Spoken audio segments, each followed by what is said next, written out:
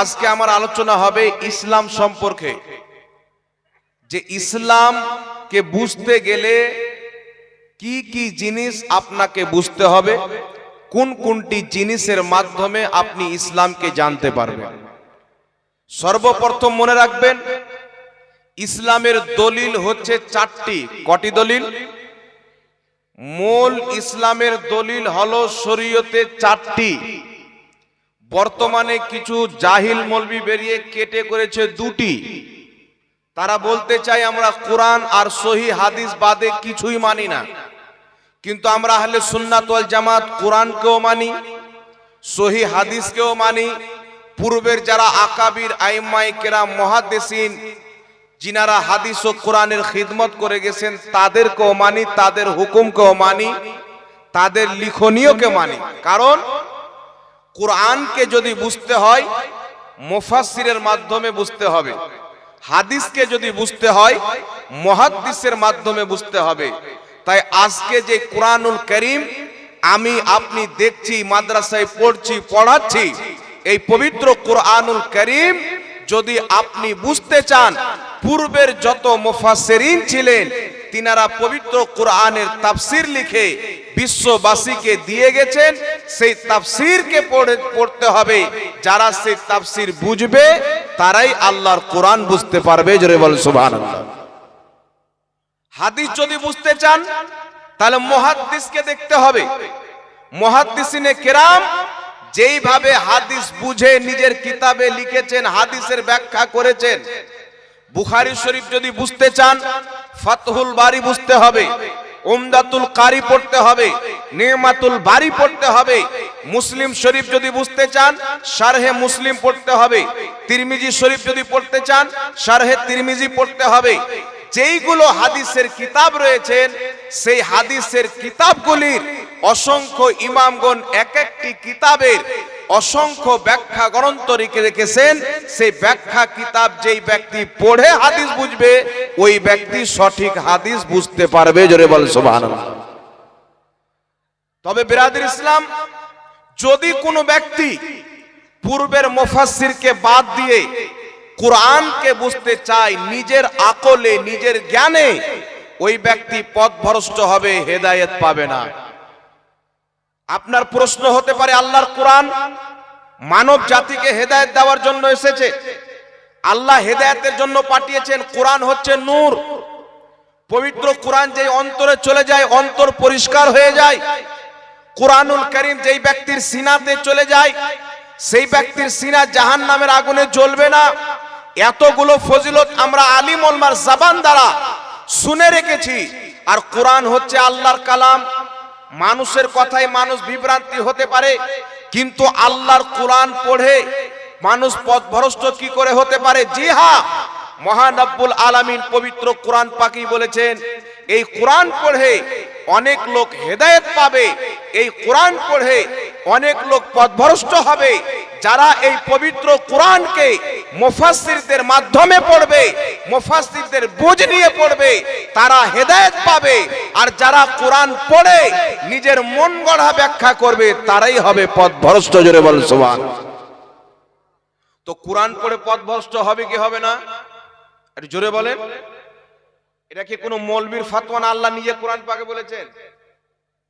আল্লাহ নিজেই কোরআন পাকে বলেছেন কোরআন পড়ে অনেক লোক পথভ্রষ্ট হবে, অনেক লোক হেদায়েত পাবে। বর্তমান জামানাতে কোরআনের নাম নেনেওয়ালা অনেক রয়েছেন, হাদিসের নাম নেনেওয়ালা অনেক।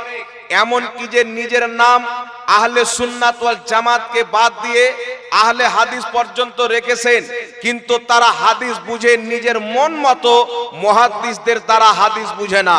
কোরআন পড়ে নিজের মন মতো, কিন্তু মুফাসসিরদের যারা কোরআন বুঝে না, কোরআন পাকের মন গড়া তাফসীর করে তারা পথভ্রষ্ট হয়ে গেছে। এই জন্য কোরআনকে যদি বুঝতে হয় মুফাসসিরদেরকে বুঝতে হবে।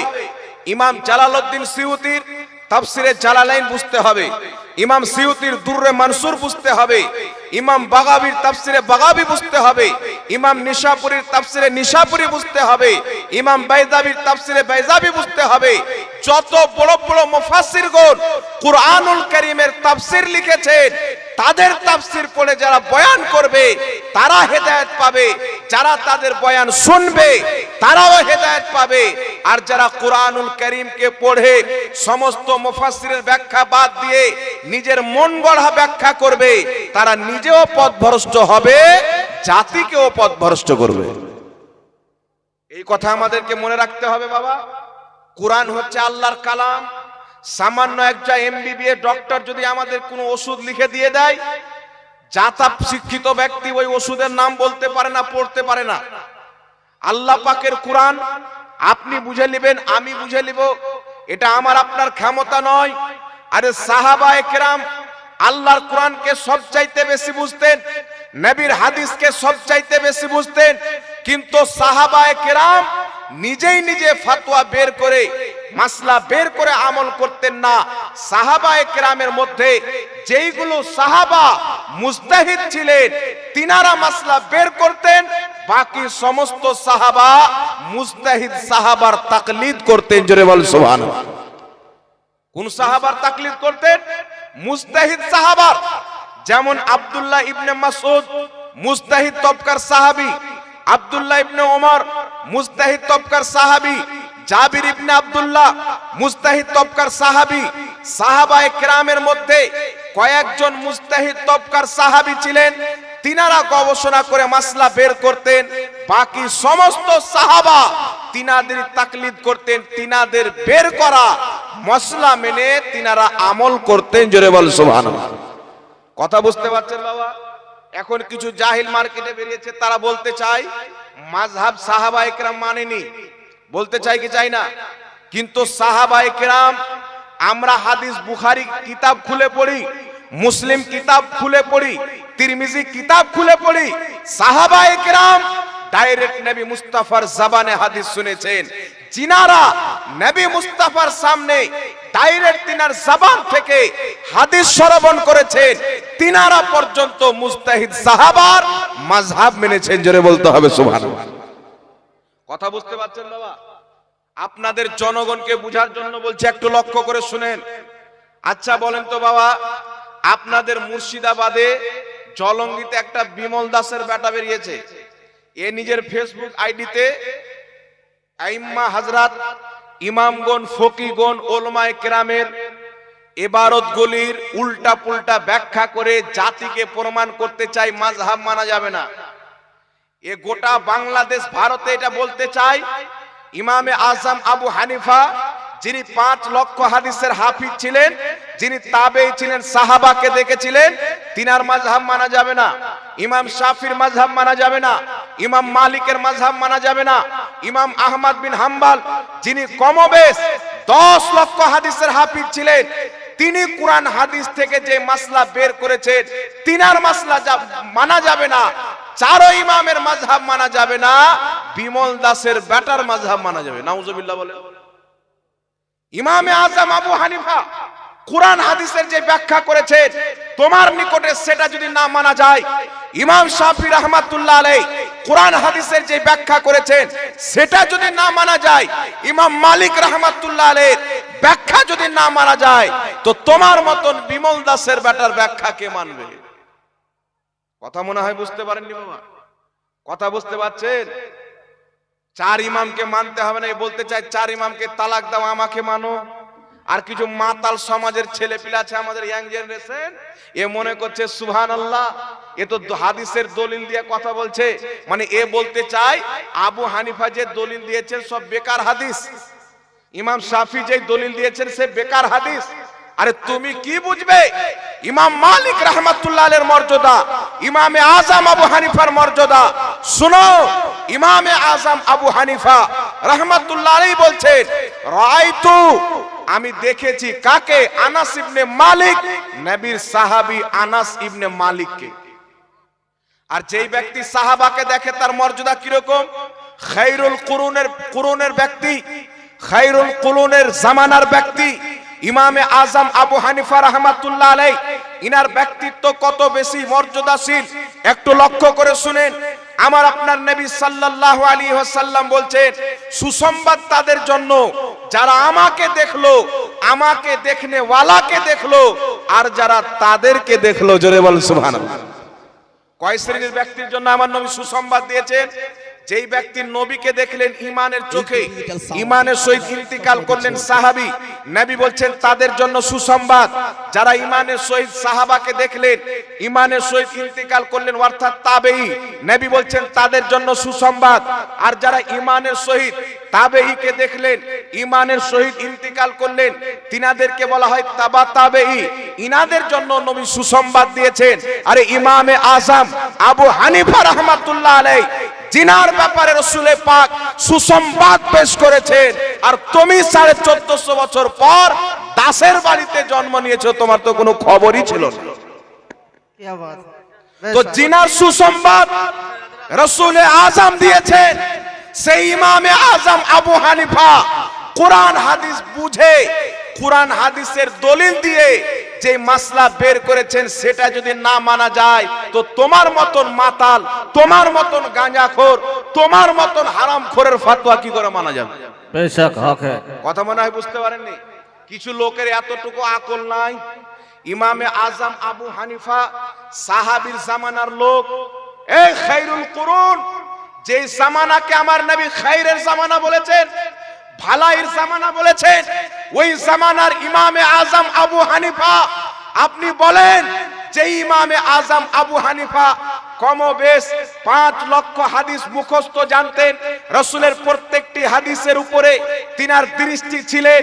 এই রকম একজন মুস্তাহিদ ইমামে আযম আবু হানিফার মাযহাবকে যারা বলে মানা যাবে না, আজকের যে মাতাল বক্তা বলে তার কি করে মানা যাবে? উনার চাইতে হাদিস বেশি বুঝনেওয়ালা চলে এসেছে, উনার চাইতে বেশি কোরআনকে বুঝবে, উনাদের চাইতে হাদিস বেশি কি করে বুঝবেন? শুনেন, আপনি আমি বুখারী কাগজের পাতার হাদিসকে পড়েছি, ইমামে আযম আবু হানিফা তাদের কাছে হাদিস শুনেছেন যিনারা ডাইরেক্ট নবী মুস্তাফার কাছে হাদিস শুনেছেন। জোরে বল সুবহানাল্লাহ। সুবহানাল্লাহ। এখন মানুষকে একটা বুদ্ধি দেওয়া যায় মাযহাব মানা যাবে না, যুক্তি দিবে যুক্তি।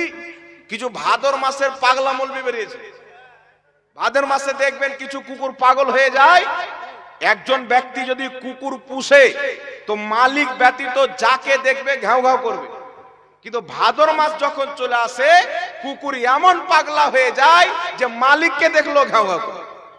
তো এরকম ভাদর মাসের কিছু মৌলবি বেরিয়েছে, এরা মানুষকে বলতে চায় যে ইমামে আযম আবু হানিফা যখন মাযহাব প্রতিষ্ঠিত করেননি তার আগে কোন মাযহাব মানতেন? শয়তানের যুক্তি। তার আগে কোন মাযহাব মানতেন? এখন বলেন, এরা যেইগুলো প্রশ্ন আজকের কাঠমোল্লা সমাজের কিছু ছেলে পেলেকে শিখিয়ে তাদের ঈমানকে নষ্ট করছে, একটু আমাকে আপনারা উত্তর দেন। এই সমস্ত প্রশ্ন ইমাম তিরমিজি জানতেন কি জানতেন না? ইমাম ইবনে মাজাহ জানতেন কি জানতেন না? কথা বলেন। ইমাম আবু দাউদ জানতেন কি জানতেন না? ইমাম জালালউদ্দিন সিউতি জানতেন কি জানতেন না? ইমাম বাগাবী জানতেন কি জানতেন না? আরে শুনেন, জিনাদের কিতাব পড়ে তুমি মৌলবি হয়েছো, জিনাদের কিতাব পড়ে মৌলবি ফতোয়া দেয়, তিনারা নিজেই মাযহাব মানতো। সুবহানাল্লাহ বলেন। সুবহানাল্লাহ সুবহানাল্লাহ। ইমাম মুল্লা আলী কারি রাহমাতুল্লাহ আলাইহি, যিনি মক্কা মদিনার ইমাম ছিলেন। আচ্ছা বলেন তো বাবা, এখন মক্কা মদিনার ইমামের হাওয়ালা দেওয়া হয় কি হয় না? এই জোরে বলেন, হয় কি হয় না? আমার আপনার নবী সাল্লাল্লাহু আলাইহি সাল্লাম বলেছেন, এই একটু লক্ষ্য করে শুনেন, আমার আপনার নবী সাল্লাল্লাহু আলাইহি সাল্লাম বলেছেন, মিশকাত শরীফ কিতাবুল ফিতানের মধ্যে হাদিস, কিয়ামতের পূর্বে কিছু মুনাফিক মক্কা মদিনাতে মুসলমান সেজে দখল করে থাকবে, কবজা করে থাকবে। কিয়ামতের পূর্বে ওখানে 3টা জালজালা হবে। কটা জালজালা বুঝেন তো? 3বার ভূকম্প হবে, মুনাফিক ভয়ে পালিয়ে যাবে, মুমিন মুসলমান আবার কবজা করবে। সুবহানাল্লাহ। আজ থেকে ৭০-৭৫ বছর পূর্বে মক্কার ইমাম সুন্নি, মদিনার ইমাম সুন্নি। আজ থেকে ১৫০-২০০ বছর পূর্বে মক্কার ইমাম সুন্নি, মদিনার ইমাম সুন্নি। আজ থেকে ৩০০ বছর পূর্বে মক্কা মদিনার ইমাম সুন্নি জামাতের। আজ থেকে ৪০০ বছর পূর্বে মক্কা মদিনার ইমাম সুন্নি জামাতের। আজ থেকে ৫০০ বছর পূর্বে মক্কা মদিনার ইমাম সুন্নি জামাতের। আজ থেকে ৯০০ বছর পূর্বে মক্কা মদিনার ইমাম সুন্নি জামাতের ইমাম। আরে যুগ যুগ পর্যন্ত মক্কা মদিনাতে যারা ইমামতি করেছে তারা সুন্নি জামাতের ছিল। নারায়ে তাকবীর, নারায়ে তাকবীর, নারে রিসালাত, মাসলাকে আলা হযরত, মুনাজির আহলে সুন্নাত, নারায়ে তাকবীর। বেশক হযরত, আজকে ১৫০ বছর পূর্বে আমেরিকার পাঁও চাটনেওয়ালা হুকুমত, বার্তানিয়ার দালালি করনেওয়ালা হুকুমত, ইসরায়েলের তালওয়া চাটনেওয়ালা হুকুমত আরবের মাটিতে এসে কিছু লোক আমাদের সমাজের যুবক ভাইকে বুঝাতে চায় আরবে কেন কিয়াম হয় না, আরবে কেন মিলাদ হয় না, আরবে কেন জুলুস হয় না, আরবে কেন নবীর নাম চুমু দেয় না, আরবে কেন ফাতিহা হয় না, আরবে কেন মুহররম পালন হয় না। আরে পড়ো কিতাব মিশকাত শরীফ, কিতাবুল ফিতান। নবী পাক বলেছেন কিয়ামতের পূর্বে মুনাফিক মুসলমান সেজে মক্কা মদিনা দখল করে থাকবেন। তো বুঝা গেল এই বর্তমান জামানায় কিয়াম যখন থেকে বন্ধ হয়েছে, যখন মুনাফিকি হুকুমত এসেছে, মিলাদ বন্ধ হয়েছে, যখন মুনাফিকি হুকুমত এসেছে, নবীর হাদিস অনুযায়ী সেখানে দুরূদ বন্ধ হয়েছে, যখন মুনাফিকি হুকুমত এসেছে। কিন্তু আলহামদুলিল্লাহ যখন হাজারো বছর ইমানদারদের হুকুমত ছিল, মক্কাতে কিয়াম হয়েছে, মদিনাতে মিলাদ হয়েছে। বলুন সুবহানাল্লাহ, সুবহানাল্লাহ। বেশক হক है হযরত। আজকে ৫০০ বছর পূর্বে মক্কা মদিনা হারিয়ে গেছিল, আজকে ৬০০ বছর পূর্বে মক্কা মদিনা হারিয়ে গেছিল। ৭০০-৮০০ বছর পর্যন্ত মক্কাতেও মিলাদ হয়েছে, মদিনাতেও মিলাদ হয়েছে। মক্কার অলি গলি ইয়া নবী সালাম আলাইকের আওয়াজে গুঁজেছে। মক্কাতে পতাকা উত্তোলন হয়েছে, মদিনাতে জুলুস বেরিয়েছে, মক্কাতে জুলুস বেরিয়েছে। শুনো, তোমরাও মক্কা মদিনাকে ফলো করো, আমরাও মক্কা মদিনাকে ফলো করি। তোমাদের আমাদের তফাৎ হলো মক্কা মদিনাতে যখন মুস্তাফার গোলামদের হুকুমত ছিল, আমরা ওই মক্কা মদিনাকে ফলো করি, আর তোমরা ওই মক্কা মদিনাকে ফলো করো যেই মক্কা মদিনাতে এখন ইহুদিদের গোলাম বসে আছে। বেশক হক है হযরত। তো তারাও মক্কা মদিনা মানে, আমরাও মক্কা মদিনা মানি কি মানি না? কিন্তু আমরা ওই মক্কা মদিনাকে মানি যখন মক্কার ইমাম মুস্তাফার গোলাম ছিল, মদিনার ইমাম নবী মুস্তাফার আশিক ছিল, কাবার ইমাম মুস্তাফার সচ্চা পাক্কা ওয়ারিস ছিল। আমরা তখন হাজারো বছরের মক্কা মদিনাকে মানি। তোমাদের আমাদের তফাৎ হলো, তোমরা আজ থেকে ৭০-৭৫ বছর পূর্বে আমেরিকার দালাল ইহুদির পাঁচাটা গোলাম আপনার মুনাফিকি হুকুমত আসার পর তোমরা ওই মক্কা মদিনা মানো, আমরা মুস্তাফা জানে রহমতের দেওয়া মক্কা মদিনা মানি। সুবহানাল্লাহ, সুবহানাল্লাহ। তাহলে দলিল ইমাম মুল্লা আলী কারি রহমাতুল্লাহ আলাইহি লামাযহাবিও তিনাকে মুহাদ্দিস মানে, দেওবন্দিও তিনাকে মুহাদ্দিস মানে। আলহামদুলিল্লাহ আমরা তো সবাইকে মানি, নবীকে মানি, ওয়ালিকে মানি, আহলে বাইতকে মানি, সাহাবাকে মানি। আল্লাহর কসম খেয়ে বলি, এই পৃথিবীর মাটিতে একটি জামাত যাদের কলিজাকে যদি চিরে দেখা যায়, তাদের কলিজাতে সর্বপ্রথম খোদার মহব্বত পাওয়া যাবে, তারপর নবীর মহব্বত পাওয়া যাবে, তারপর সাহাবা আহলে বাইতের মহব্বত পাওয়া যাবে, তারপরে আউলিয়ায়ে কেরামের মহব্বত পাওয়া যাবে। সুবহানাল্লাহ। নারায়ে তাকবীর, নারায়ে তাকবীর, নারে রিসালাত, মাসলাকে আলা হযরত, দ্বীন ইসলাম। আমাদের কলিজা মুনাফিক নয়, আল্লাহকে মেনে নবীকে বাদ দেবো, এ তো ইবলিসি ক্যারেক্টার।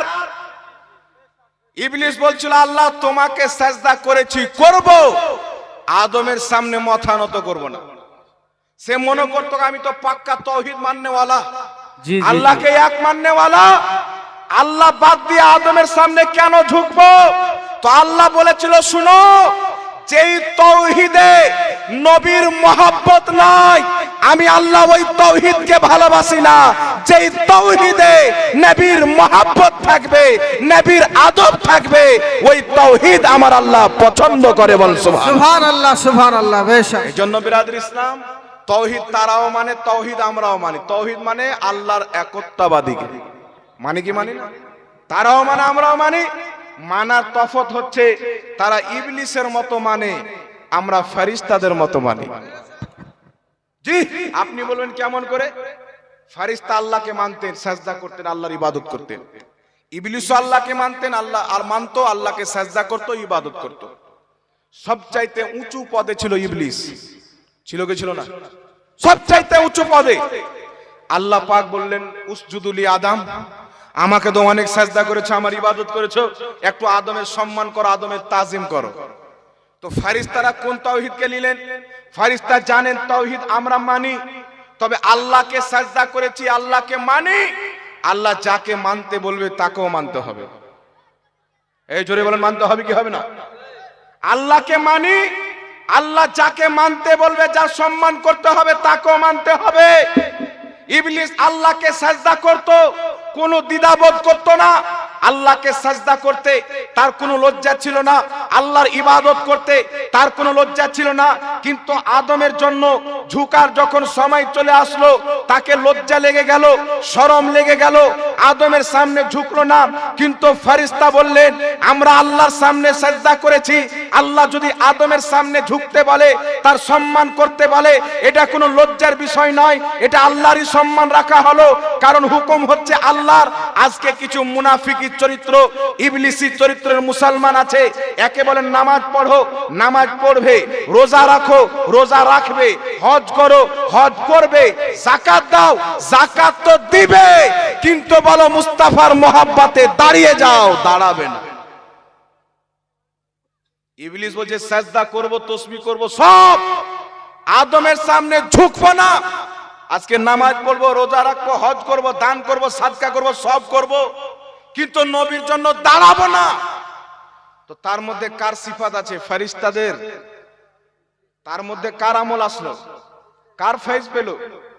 জি, ইবলিসই ফেজ পেল না। তো আমরা কি? আমাদের মধ্যে আলহামদুলিল্লাহ ফেরেশতাদের ফেজ আমরা বরকত পেয়েছি, সুবহানাল্লাহ। আমাদের ওটাই আকীদা, যেটা সাজদা করার টাইম আদম আলাইহিস সালামের জামানায় আল্লাহ পাক হুকুম করেছিলেন। যখন দুইটা দিক এসেছিল, ইবলিস আল্লাহকে মাননে वाला, ফেরেশতা আল্লাহকে মাননে वाला। ইবলিস আল্লাহকে তো মানতো, আল্লাহর ইবাদত করতে রাজি, আদমের সম্মান করতে রাজি নয়, আদমের সামনে ঝুঁকতে রাজি নয়। আর ফেরেশতা আল্লাহকে সাজদা করতে রাজি, আদমের সামনে ঝুঁকতেও রাজি, আদমকে সাজদা করতেও রাজি। আজকে যদি দুনিয়াতে দেখতে পাওয়া যায়, ওয়াহাবিকে বলো নামাজ তো পড়বো, নবীর সম্মানে দাঁড়াবো না, সুন্নিকে বলো নামাজও পড়বো, নবীর সম্মানে সালাত সালাম। সুবহানাল্লাহ, সুবহানাল্লাহ। তো বিরাদ ইসলাম, আল্লাহ পাক যাদেরকে ঈমান দিবে তারাই না ঈমান পাবে। আর জোরে বলেন, যাদেরকে আল্লাহ ঈমান দিবে তারাই না ঈমান পাবে। এখন হাওয়ালা দিচ্ছে সৌদি আরবে, এবারটা মানুষকে বোঝায় কোরআন আর সহিহ হাদিস ছাড়া কিছু মানা যাবে না। আর এ আবার বলছে কি যে সৌদি আরবে হয় না, এর মানে আর কোরআন হাদিস সব সৌদি আরব। বুখারীতে যদি থাকে নবী লিখতে জানে, সৌদির ইমাম যদি বলে দেয় নবী লিখতে জানে না, আর সৌদির ইমামের হাদিস বড়, নবীর বুখারীর হাদিস কম, ছোট। জি জি, আর এটা আমি মাজাক বলছি না, আমার কাছে প্রমাণ আছে, চ্যালেঞ্জ দিয়ে বলছি। বুখারী শরীফ খুলেন, 2699 নম্বর হাদিস, সবাই গিয়ে চেক করে নেবেন। যদি না থাকে বুখারীতে হাদিস, যেটা চোরের শাস্তি সেটা আমার শাস্তি। আমার আপনার নবী সুলহে হুদাইবিয়ার টাইমে রাসূল পাক সিগনেচার করলেন, নিজের হাতে লিখলেন মুহাম্মদ ইবনে আব্দুল্লাহ। সুবহানাল্লাহ হবে না? বুখারীর হাদিস। আমরা আহলে সুন্নাত ওয়াল জামাত চোখকে বন্ধ করে নিলাম। বুখারীতে যেহেতু নবী মুস্তাফার সহিহ হাদিস, মুস্তাফা জানে রহমত লিখেছেন, সিগনেচার করেছেন, কোন মোল্লা কি বললো, কোন মৌলভী কি বললো, কোন বক্তা কি বললো, আমরা কোন বক্তার কলমা পড়িনি, আমরা আহলে সুন্নাত ওয়াল জামাত মুহাম্মদ রাসূলুল্লাহর কলমা পড়েছি। সুবহানাল্লাহ। নারায়ে তাকবীর, নারায়ে রিসালাত। আজমতে মুস্তাফা। নবীর হাদিস পেয়ে গেলাম, নবী সিগনেচার করেছেন, তারপরে কোন মোল্লার কথা মানা যাবে? কোন মোল্লা যদি বলেন নবী সিগনেচার করতে জানতে না, তালাক মোল্লাকে দিতে হবে, নবীর হাদিস কলিজাতে লাগাতে হবে। এটা সুন্নিদের আলামত।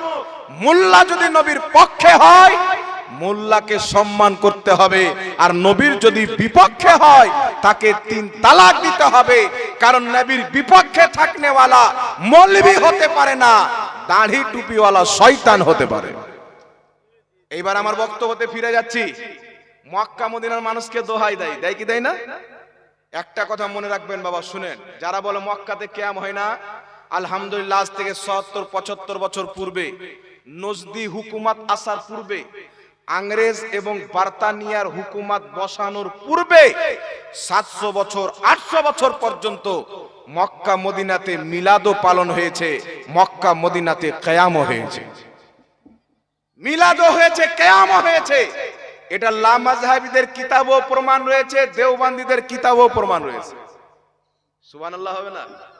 আচ্ছা বলেন তো, ধরেন যে মক্কা মদিনাতে কিয়াম বন্ধ হওয়া 70 বছর হলো বা 75 বছর, আর 700 800 900 বছর পর্যন্ত মিলাদ কিয়াম হয়েছে, তাহলে আপনি কোন মক্কা মদিনা নেবেন? 700 800 900 বছর ইসলাম ছিল না, আজকে ইসলাম এসেছে।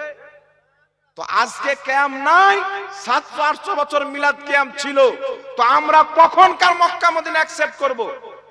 নবী মুস্তাফার হাদিস তিরমিজি শরীফের মধ্যে রাসূল পাক বলছেন, কিয়ামতের পূর্বে কিছু মুনাফিক মুসলমান সেজে মক্কা মদিনা দখল করে থাকবে, সেখানে 3 বার জালজালা হবে, মুনাফিক পালিয়ে যাবে, হক্কানি আহলে সুন্নাত ওয়াল জামাতের দখল হবে।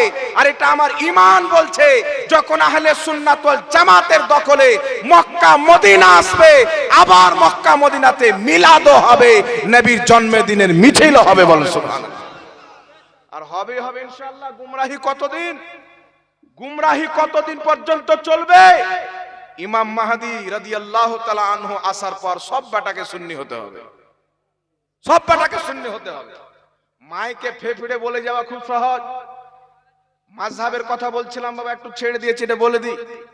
মক্কা মদিনার ইমামরাও নিজেকে মাযহাবী বলে, হাম্বলি মাযহাবের লোক বলে। মাযহাব 4টি, হানাফি, শাফি, মালিকি, হাম্বলি। এখন বিমল দাসের বেটা বলছে মাযহাব মানা যাবে না। আমি বলতেছিলাম ইমাম মুল্লা আলী কারি, ইমামুল হারমাইন শরীফের মক্কা মদিনার ইমাম, আজকের ইমাম নয়, শত শত বছর পূর্বে যিনি মক্কা মদিনার ইমাম ছিলেন, আর বিমল দাসার বেটার চাইতে কম হাদিস জানতেন, মাত্র 1.5 লাখ। কত লাখ? ইমাম মুল্লা আলী কারি কমবেশ 2.5 লক্ষ হাদিসের হাফিজ ছিলেন। কত লক্ষ? ইমামুল হারমাইন মক্কা মদিনার ইমাম, 2.5 লাখ হাদিসের হাফিজ ইমাম মুল্লা আলী কারি। আর বিমল দাসের বেটা 9 লাখ হাদিস জানে, জানে না? তার জন্য বলছে কুল্লো মুস্কুর খুস্কুর। এটা হাদিস পড়তে যাচ্ছে তো বলছে কুল্লো মুস্কুর খুস্কুর, এত হাদিস জাননেওয়ালা।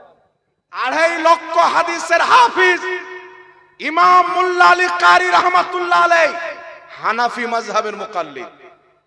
সুবহানাল্লাহ হবে না? সুবহানাল্লাহ। ইমাম মুল্লা আলী কারি 2.5 লক্ষ হাদিসের হাফিজ। আর আজ তুমি যে প্রশ্ন করো, মানুষের ব্রেনকে শয়তানের মতন প্রশ্ন করে নষ্ট করো, তোমার সমস্ত প্রশ্নের চাইতে বেশি প্রশ্ন ইমাম মুল্লা আলী কারি জানতেন। প্রত্যেকটা প্রশ্ন তিনারা জানতেন। তো তিনারা বলছেন, শুনো, এইগুলো প্রশ্ন করা শয়তানদের চরিত্র।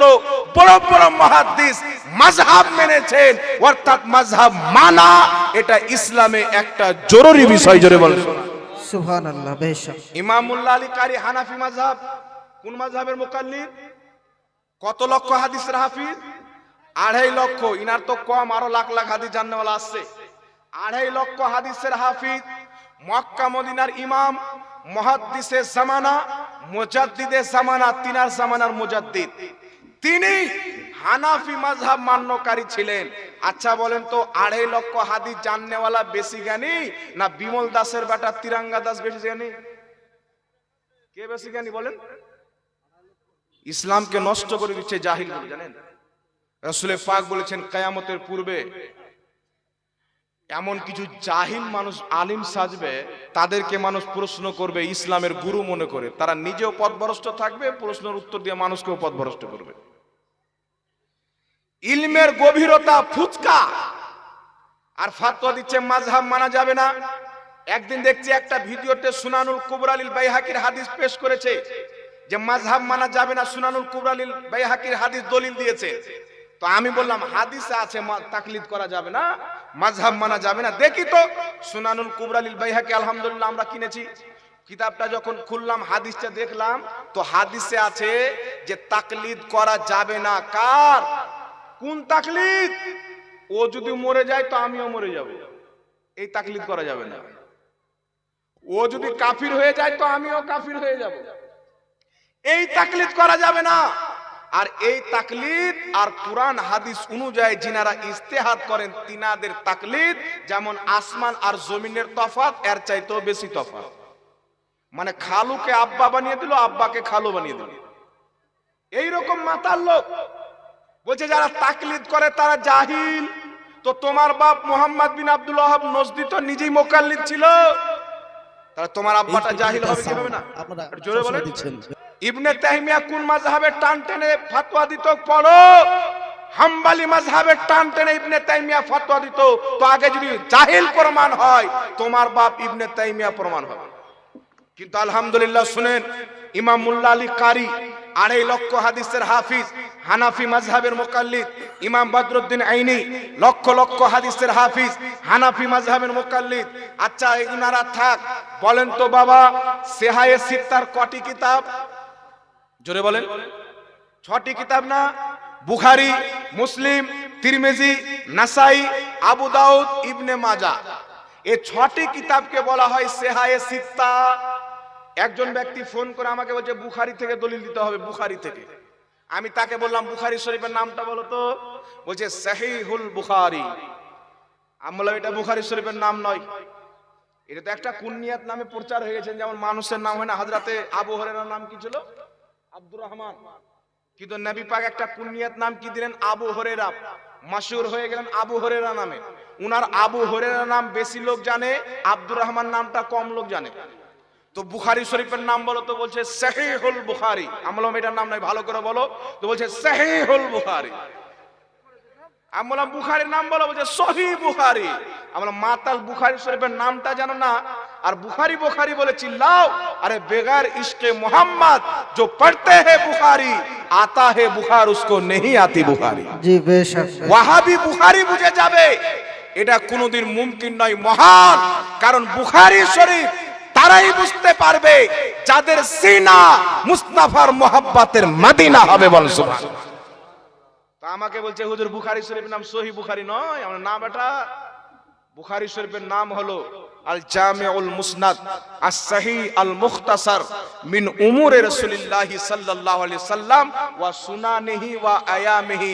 এটা হলো বুখারী শরীফের নাম।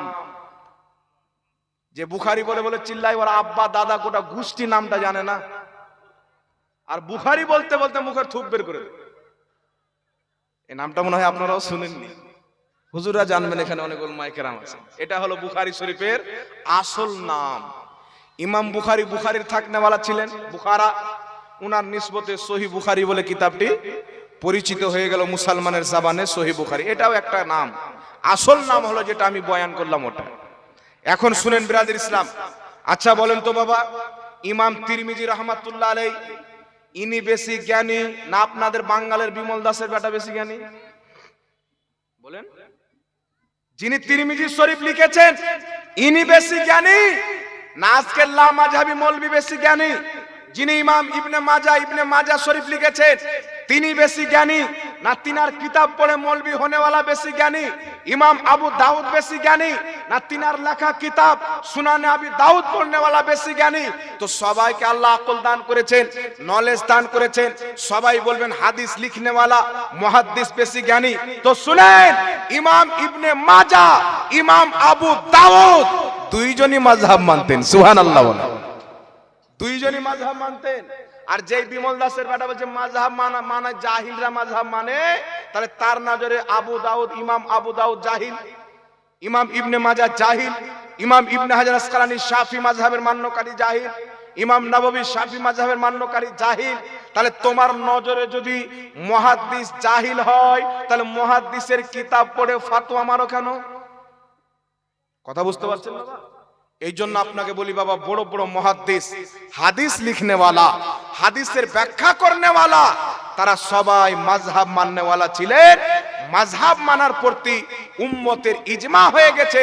তাই ইমাম সাবি রাহমাতুল্লাহ আলাইহি তাফসিরে সাবির মধ্যে লিখছেন, যেই ইমাম সাবি দেওবন্দীদের নিকটে গ্রহণযোগ্য, লা মাযহাবির নিকটে গ্রহণযোগ্য, ইমাম সাবি রাহমাতুল্লাহ আলাইহি তাফসিরে সাবির মধ্যে লিখতেছেন, যারা হানাফি, শাফি, মালিকি, হাম্বলি চার মাযহাবের অন্তর্ভুক্ত নয়, তারা হচ্ছে গুমরাহ এবং গুমরাহকারী। জোরে বলেন সুবহানাল্লাহ। কথা বুঝতে পারছেন বাবা?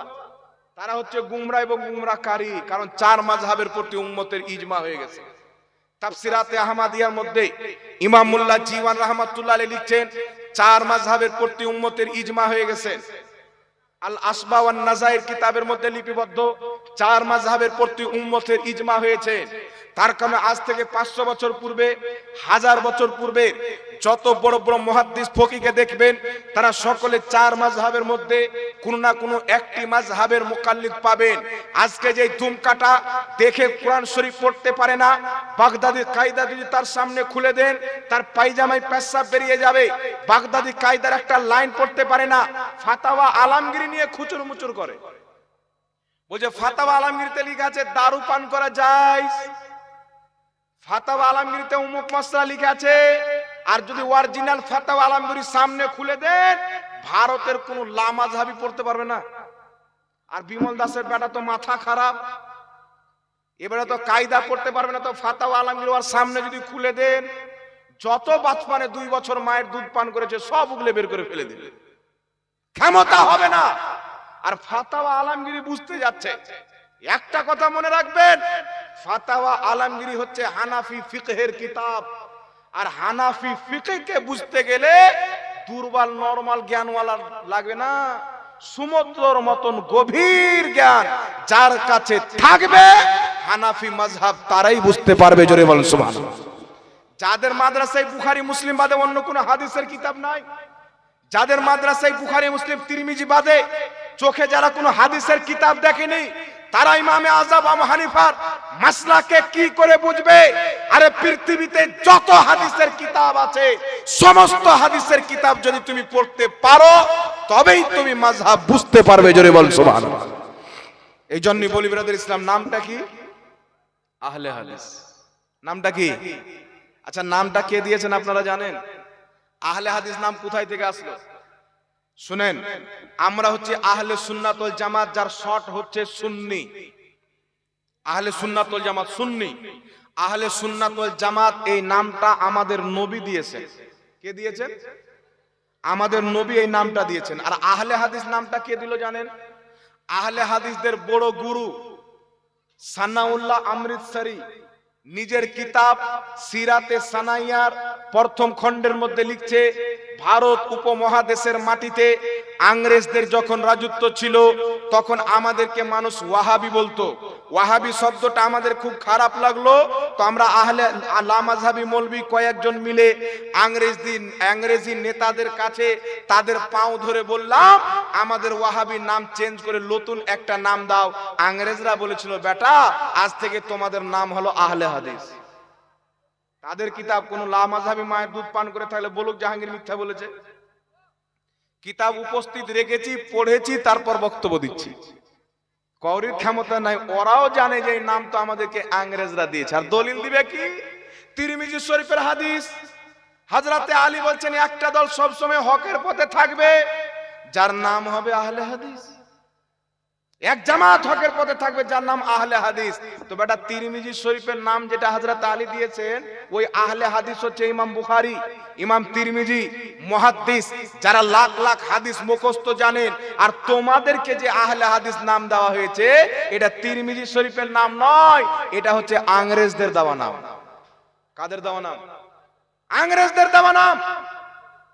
আর ইংরেজদের দেওয়া নাম নিয়ে নিজের নাম রাখে কি? আহলে হাদিস। কয়েকটি মাসলা শুনেন। আহলে হাদিস হাদিসও মানে না, আহলে হাদিস মুহাদ্দিসকেও মানে না। তারা নিজেকে বলে আহলে হাদিস, হাদিস মানে না আহলে হাদিস। তারা নিজেকে বলে সালাফি, সালাফদেরকে মানে না, নিজেকে বলে সালাফি। বলে কি বলে না? তাদের বক্তব্য শুনবেন তো বলবে হাদিস নিজের মনে পড়লে হবে না, মুহাদ্দিসদের মতো করে হাদিস বুঝতে হবে, এটা তারা বলে। লামাযহাবির মৌলবি বলে।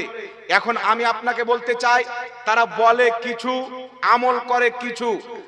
তাদের প্রত্যেকটা কিতাব, যত লামাযহাবি বাংলা অনুবাদ করেছে, উর্দুতে কিতাব লিখেছে, তাদের প্রত্যেকটা কিতাবের মধ্যে স্টেজে ওয়াল্লাহ বলতেছি, আল্লাহর কসম খেয়ে বলতেছি, তাদের প্রত্যেকটা কিতাবের মধ্যে কোনো না কোনো জালিয়াতি, কোনো না কোনো খেয়ানতি অবশ্যই রয়েছে।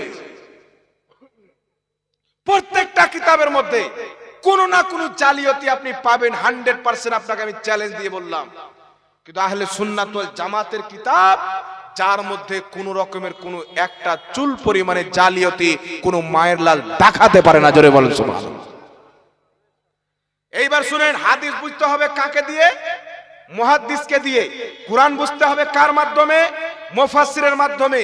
এখন মুফাসসির যত ছিল, ইমাম জালালউদ্দিন সিউতি সুন্নিদের মতো আকীদা রাখতেন, ইমাম বাগাবী সুন্নি ছিলেন, ইমাম আপনার বাইজাবি সুন্নি ছিলেন, যত মুফাসসির ছিলেন এরা সবাই সুন্নি ছিলেন, কেউ লামাযহাবি ওয়াহাবি ছিলেন না। ইনারা কুরআন পাকের তাফসীর করেছেন সঠিকভাবে, সুন্নিরা সঠিকভাবে তাফসীর করে। এরা যখন দেখলো যদি পূর্বের তাফসীরকে মানা হয় তাহলে সুন্নিদের আকীদা সঠিক প্রমাণ হবে, তাই বাংলাদেশের কাজ্জাবিন ইহুদি বলল যে 98% মুফাসসির কুরআন পাকের ভুল তাফসীর করেছে। কত পার্সেন্ট? বাংলাদেশের মাতাল, ওর চেহারা দেখলে ভাত খাওয়া যাবে না। ওর সাক্কালকে যদি মোবাইলটা কাছে করে দেখেলেন, ফজরের নামাজ পর্যন্ত কাজা হয়ে যাওয়ার সম্ভাবনা রয়েছে। এইরকম শয়তান বলছে যে 98% মুফাসসির কুরআন পাকের তাফসীর ভুল করেছেন। আর এ বেটা 1450 বছর পর জন্ম নিয়েছে তুররাম খা, যার হাদিস পড়ার ঢং নাই। আমি চ্যালেঞ্জ দিয়ে বললাম, বাংলাদেশের কাজ্জাবিন ইহুদি যত হাদিস তার বক্তব্যের মধ্যে পড়েছে, একটা হাদিস কেউ দেখাক সহি শুদ্ধভাবে পড়েছে, তাকে 1 লক্ষ টাকা পুরস্কার দেবে। একটা হাদিস কোন মায়ের লাল দেখাতে পারে না। ও যত হাদিস পড়েছে, কোথাও কেরাতে মিস্টেক করেছে, তালাফুজে মিস্টেক করেছে, আমার তো মনে হয় আসলে মিস্টেক আছে, তো কেরাতে মিস্টেক হবে না। যে বলবে নবীর মুখ দিয়ে দুর্গন্ধ বের হতো, আর জন্মের প্রবলেম আছে না নাই? এই জোরে বলেন। আমার আপনার নবীর গুস্তাখি করনে ওয়ালাকে আল্লাহ কি বলেছেন? উতুল্লিন বাদা যালিকা জানিম, মাহবুব তোমার বেয়াদবি করে, আসলে ও হচ্ছে জারু সন্তান। বেশক। তো নবীর মুখ দিয়ে দুর্গন্ধ বের হতে এটা নবীর গুস্তাখি নয়? নবী কবরে মরা মানুষ পড়ে আছে, এটা নবীর গুস্তাখি নয়? নবী কিয়ামতে ফাল করে তাকিয়ে থাকবেন, আমার নেকির পাল্লা ভারী হচ্ছে না, গুনার পাল্লা ভারী হচ্ছে না, এটা নবীর গুস্তাখি নয়? এই রকম গুস্তাখি করনেওয়ালা ও হালাল জাদা কি করে থাকলো? ওয়ালিদ বিন মুগীরা যদি নবীর একবার গুস্তাখি করনেওয়ালা হারামজাদা প্রমাণ হয়, যে বারবার গুস্তাখি করছে, ও হালাল জাদা হবে? কথা বলেন। এই জন্য বাবা, এরা হচ্ছে শয়তানের দল, এরা কোনোই মতে মুসলমান হতে পারে না। ইহুদি, আমেরিকা, ইসরায়েলের ফান্ডিং নিয়ে ইসলামকে দুর্বল করছে, মুসলমানকে বিভ্রান্তি করছে। আজকে গ্রামে দ্বন্দ্ব, যেই গ্রামে একটা মসজিদে ঠিকঠাক নামাজ হয় না, ওই গ্রামে 4টা-5টা মসজিদ। ঈদগাহাতে দ্বন্দ্ব, আগে মুসলমান একসাথে নামাজ পড়েছে, এখন 2বার জামাত হয়। তুই পড়বি 8টার সময়, আমি পড়বো 7টার সময়। মসজিদে দ্বন্দ্ব, জানাজাতে দ্বন্দ্ব, কবরস্থানে দ্বন্দ্ব। আল্লাহর কসম খেয়ে বলি, এই জমিনের মাটিতে 100-150 বছর পূর্বে কেউ লামাযহাবি ওয়াহাবি ছিল না, পুরো দুনিয়াতে ইসলামের দ্বন্দ্ব ছিল না। দেখা, এখানে আমার বাবার বয়সের লোক আছেন, আপনারা যখন ছোট ছিলেন কোন গ্রামে দ্বন্দ্ব ছিল? জোরে বলেন, ছিল? কোথাও দ্বন্দ্ব ছিল না। ইসলামের ক্ষতি সবচাইতে বেশি করেছে ওয়াহাবি মতবাদ। জি বেশক। আর ওয়াহাবি মতবাদ, আজ দাড়ি টুপিওয়ালাকে দেখলে আতঙ্কবাদ বলা হয় ওয়াহাবি মতবাদের কারণে। সর্বপ্রথম আমেরিকার 4টি জাহাজকে হাইজ্যাক করে ওসামা বিন লাদেন, আমেরিকার সবচাইতে বড় বিল্ডিং, পৃথিবীর সবচাইতে বড় বিল্ডিং ওই জামানায় আমেরিকাতে ছিল।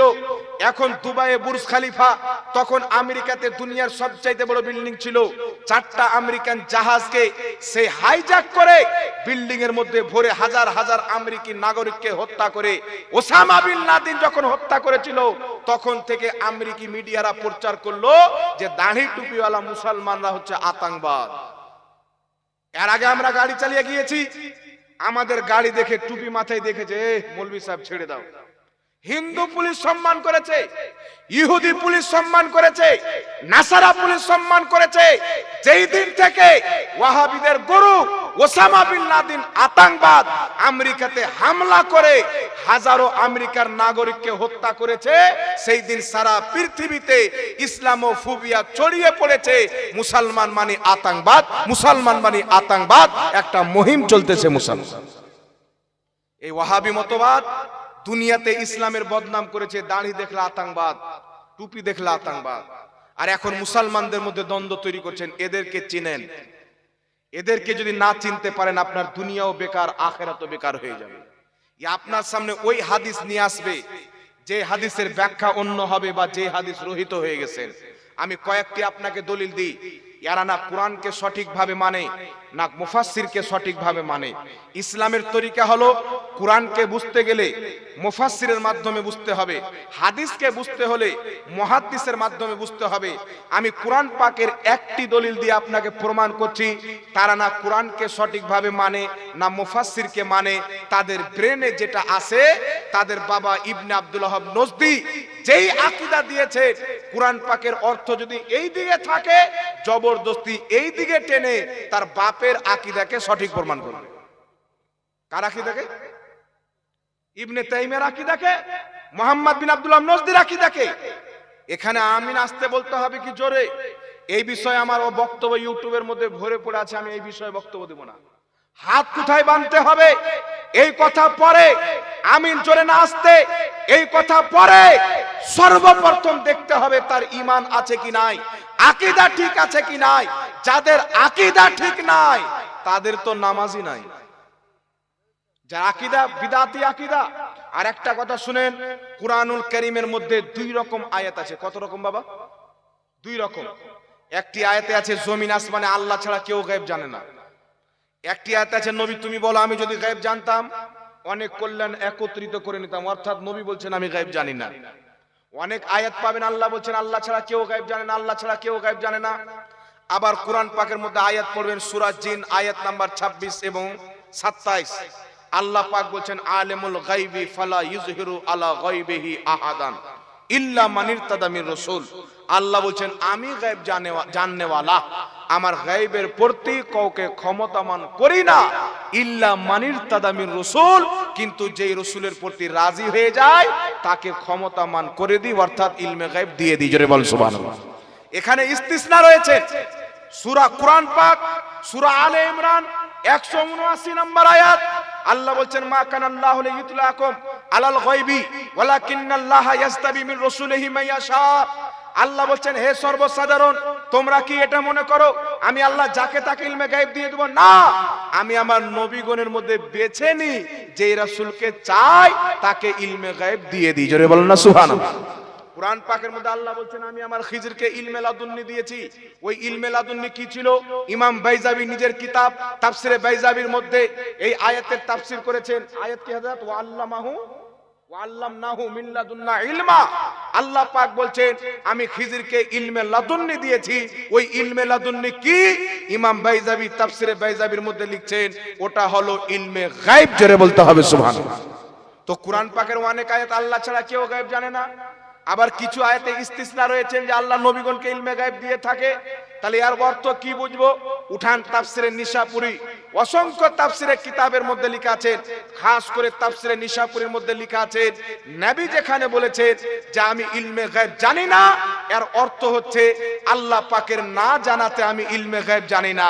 আর যেই আয়াতে আছে নবীগণকে আল্লাহ ইলমে গায়েব দেয়, এর অর্থ হচ্ছে আল্লাহর দাওয়াতে নবীগণ ইলমে গায়েব জানে। জোরে বলতে হবে সুবহানাল্লাহ। কথা বুঝতে পারছেন কি পারেন না বাবা? এরা বলতে চায় আল্লাহ যখন জানিয়ে দিলেন তো গায়েব কি করে থাকলো? আল্লাহ যখন জানিয়ে দিলেন তো গায়েব কি করে থাকলো? একটা কথা মনে রাখবেন, আল্লাহ তাবারাক ওয়া তাআলার জানানোর পরেও নবীর কাছে এসেও ওটা গায়েব থাকে। কারণ আল্লাহ পাক বলছেন ওয়ামা হুয়া আলাল গায়বি বিদানিন, আমার নবী গায়েব প্রকাশ্য করতে কৃপণতা করেন না।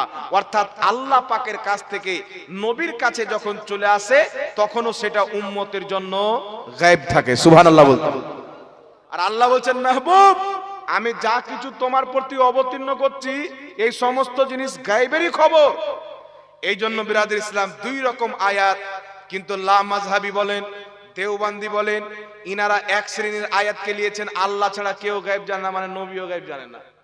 একমাত্র আহলে সুন্নাত ওয়াল জামাত যারা কোরআন বুঝেছেন মুফাসসিরদের মাধ্যমে আল্লাহ ছাড়া কেউ গায়েব জানে না, ওটা হচ্ছে জাতে ইলমে গায়েব। নবী ইলমে গায়েব জানে, ওটা হচ্ছে আল্লাহর দেওয়া ইলমে গায়েব। জোরে বলেন সুবহানাল্লাহ। সুবহানাল্লাহ। কথা বুঝতে পারছেন তো? আমরা কোরআন বুঝলাম কার মাধ্যমে? মুফাসসিরের মাধ্যমে। লা মাযহাবি দেওবন্দি কার মাধ্যমে বুঝলো?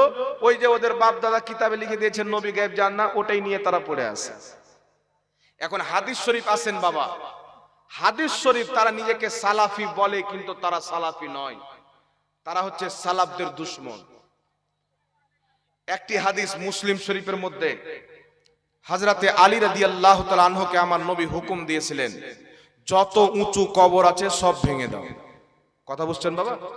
শুনেছেন এই হাদিস? এই হাদিস নিয়ে বাংলাদেশের সব যত ওয়াহাবি কুকুর আছে আল্লাহর ওয়ালাদের মাজার খুঁজছে আর ভাঙছেন। এরা যেখানে মানুষকে দুর্বল দেখবে ওখানে হাতুড়া মারবে। কোন ওয়াহাবি মায়ের দুধ পান করেনি ভারতের কোন মাজারে হাত লাগিয়ে দিবে। হিম্মত যদি থাকে, আপনার বীরভূমের মাটিতে দাতা মাহবুব শাহ রহমাতুল্লাহ আলাইহির পাথর চাপড়ির মাজার আছে। কোন ওয়াহাবি একবার আঙুল লাগিয়ে দেখাচ্ছেন, আঙুল যদি লাগায় ওর মুন্ডা পর্যন্ত উড়ে যাবে। জি বেশক। মালদাতে আলাউল হক পান্ডবী রহমাতুল্লাহ আলাইহির মাজার, আজমিরে খাজা গরিব নওয়াজের মাজার। আমরা বলবো মাজার ভাঙতে কেন আসছো? হিম্মত যদি থাকে আহলে সুন্নাত ওয়াল জামাতের সাথে ফেস টু ফেস বসো। আল্লাহর ওলিদের কবরের উপরে গুম্বাদ তৈরি করা ইসলামে জায়েজ। সাহাবায়ে কেরামের সুন্নাত যদি আমরা না প্রমাণ করতে পারি, সমস্ত মাজার তোমাদের হাতে দিয়ে দেব।